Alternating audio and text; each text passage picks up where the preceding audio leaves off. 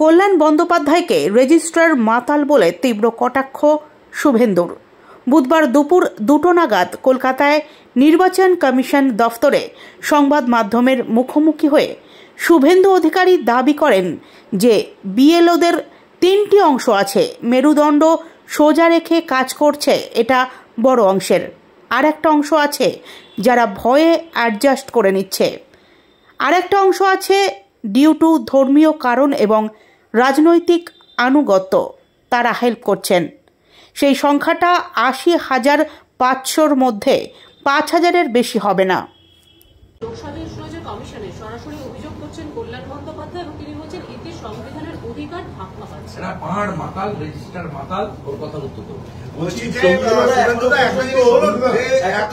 আপনি গতকালকে ইলেকশন কমিশনের যে সিদ্ধান্ত, সেই সিদ্ধান্তকে সাধুবাদ জানিয়েছেন। উল্টো দিকে তৃণমূল কংগ্রেসের পক্ষ থেকে পরিষ্কার বলা হচ্ছে যে কমিশন এখন বিজেপির হাতে দালাল হয়ে গেছে, বিজেপি যা বলছে সেটাই কমিশন করছে। সর্বদলীয় বৈঠকে তৃণমূল ছাড়া সর্বদলীয় বৈঠকে সর্বসম্মত সিদ্ধান্ত হয়েছিল এবং আমি একটু আগেই আপনাকে বলেছি এক যাত্রায় ফল হতে পারে না, এটা নতুন নয়। আপনি পোলিং এজেন্ট যদি অ্যালাউ করে থাকেন তাহলে বিএলটু অ্যালাউ করবেন না, তখন আপত্তি করেননি ওনারা। আর ওনারা যাদের পাঠিয়েছিলেন তারাই উত্তর দিন, ওর বিশ্বাস ফিরা ডাকি বা কি একটা এসেছিল। বিহারে এমনও আছে যে প্রচুর যারা বিএলওরা রয়েছে তারা এখনো হাজত পাশে রয়েছে, 52 জন।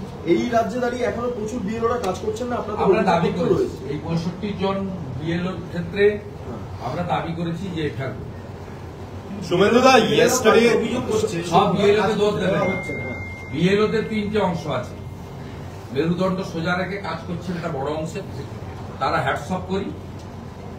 আরেকটা অংশ আছে ভয়ে অ্যাডজাস্ট করে নিচ্ছেন, আরেকটা অংশ আছে ডিউ টু ধর্মীয় কারণ এবং রাজনৈতিক আনুগত্য, তারা হেল্প করছেন। সে সংখ্যাটা 80,500-র মধ্যে 5,000-এর বেশি হবে না।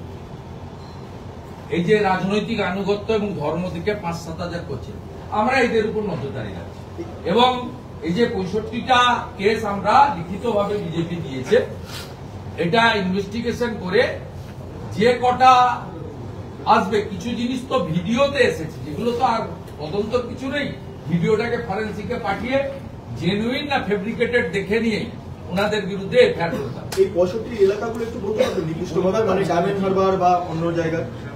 আমরা মিডিয়া গ্রুপে দিয়ে দিচ্ছি আমাদের ডেপুটেশনের কপি, 6 পয়েন্ট কপি এবং 65টা অ্যালিগেশন আমরা মিডিয়া গ্রুপে দিয়ে দিচ্ছি, কালেক্ট করে নিয়ে যেটুকু আপনাদের লেখা বা দেখানো।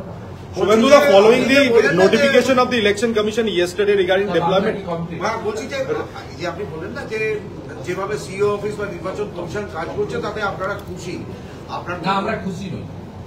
ওরা তো প্রচারটাও করছে, দে আর ট্রাইং দেয়ার বেস্ট, আমরা স্যাটিসফাইড নই। যতক্ষণ না ইলেকশন কমিশন তো এফআইআর করলো না, 4টা ভিডিও আপনার ইয়ারও সাসপেন্ড হয়েছে, এখনো কেন আয়েশা রানী ডিইও থাকবেন?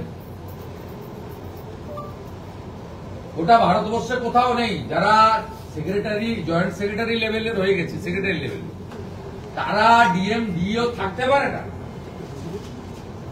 অতএব আমরা we are not satisfied, but they are trying their best. তারা চেষ্টা করছেন বলতে পারি। নিচের তলায় রাজ্য সরকারের অসহযোগিতা, উপরে সব ক্ষেত্রে ইসিআই কনকারেন্স পেতে, অনুমোদন পেতে দেরি হচ্ছে, কিন্তু আমরা এখানে ওদের চাপে রেখেছি। আর আমাদের ওরা লফুল যেগুলো হচ্ছে বা ইসিআই গাইডলাইনের সঙ্গে যেগুলো একমত হচ্ছে, সেক্ষেত্রে কিছু কিছু কাজ আমরা এইটুকু বলতে পারি চেষ্টা করছেন।